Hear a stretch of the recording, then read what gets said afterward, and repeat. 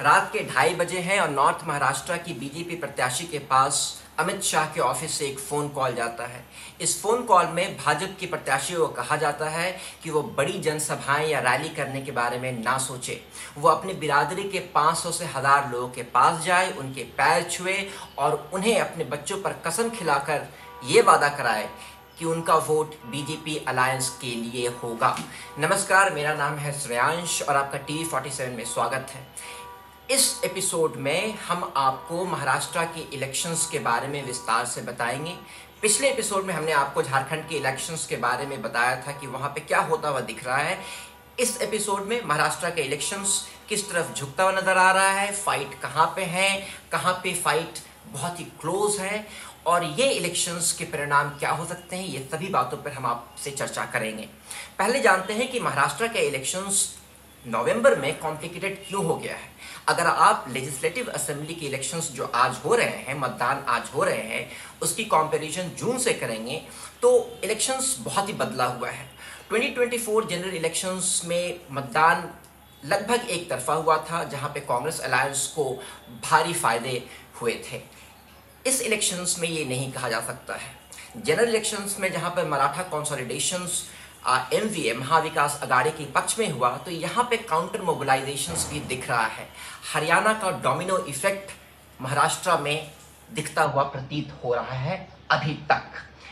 दूसरी जो अहम बात महाराष्ट्र इलेक्शंस में है कि 2024 का जनरल इलेक्शंस पूरे महाराष्ट्र में एक इलेक्शंस के रूप में आया, लेकिन ये इलेक्शंस 288 कॉन्स्टिट्यूएंसीज पे हो रहा है। यानी कि भाजपा ने महाराष्ट्र के इलेक्शंस को हाइपर लोकल इलेक्शंस बना दिए हैं। महाराष्ट्र में 6 रीजन्स है और ये 6 रीजन्स अपने आप में बहुत ही ज़्यादा इंपॉर्टेंट है। भाजपा नॉर्थ महाराष्ट्र में बहुत ही मजबूत है।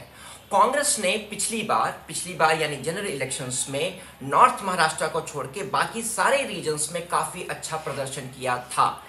इस लेजिस्लेटिव असेंबली में ऐसा होता हुआ नहीं दिख रहा है।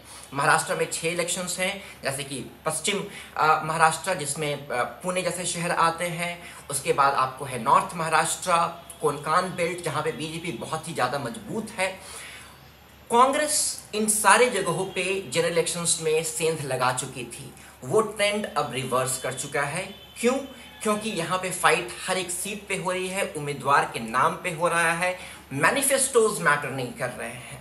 जो सबसे बड़ी गलती कांग्रेस ने इस इलेक्शन में कर दी वो ये थी कि उन्होंने सोचा कि मराठा कंसोलिडेशन के नाम पे इस इलेक्शन को OBC बनाम SC ST रिजर्वेशन के मुद्दे पर जीता जा सकता है।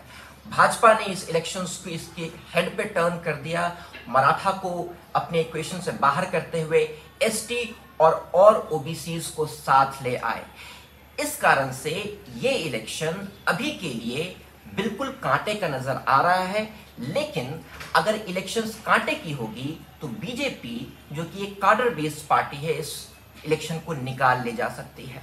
अगर हम बात करें पार्टीज की, तो बहुत सारी पार्टीज ये इलेक्शंस कॉन्टेस्ट कर रही है, लेकिन मेजर 6 पार्टीज हैं, 2 बीजेपी के साथ, 2 कांग्रेस के साथ। इस इलेक्शन में ये प्रेडिक्ट करना कि किसकी सरकार बनेगी बेवकूफ़ी होगा, क्योंकि आप में से किसी को नहीं पता चल सकता है कि इलेक्शन के बाद कौन सी पार्टी किसकी गोद में जाकर बैठेगी। उदाहरण स्वरूप आप ये नहीं जान सकते हैं कि शिवसेना शिंदे इलेक्शन के बाद भाजपा के साथ रहेगी कि नहीं। उसी तरीके से NCP अजीत पवार अपने चाचा के पास वापस लौटेगी कि नहीं, इसके बारे में भी कुछ नहीं कहा जा सकता। 2 चीज जो हम कॉन्फिडेंस से कह सकते हैं वो ये कि कांग्रेस और बीजेपी अपने अपने जगह पे स्थिर रहेगी, लेकिन इलेक्शन के बाद जो उनके साथ अलायंस पार्टनर्स हैं वो किस तरफ का रुख अख्तियार करेंगे ये हम नहीं जानते हैं। तो सरकार किसकी बनेगी इसकी प्रेडिक्शंस में हमें नहीं पढ़ना चाहिए। हमें ये जानना चाहिए कि इलेक्शंस किन मुद्दों पे हो रहा है। तो अगर मैं अपने पहले बिंदु की तरफ लौटूं कि जो मैनिफेस्टो है पार्टीज का, इस इलेक्शंस में उसका कोई भी इफेक्ट ग्राउंड पे नहीं दिख रहा है।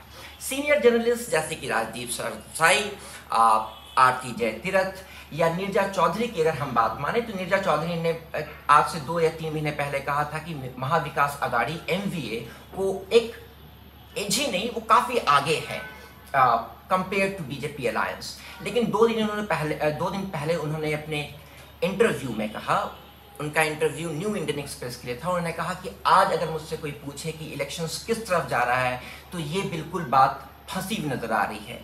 एमवीए जीत रही है या नहीं जीत रही है, बीजेपी अलायंस जीत रही है कि नहीं जीत रही है, ये कह पाना तो बहुत मुश्किल है, लेकिन फाइट बिल्कुल क्लोज की होगी।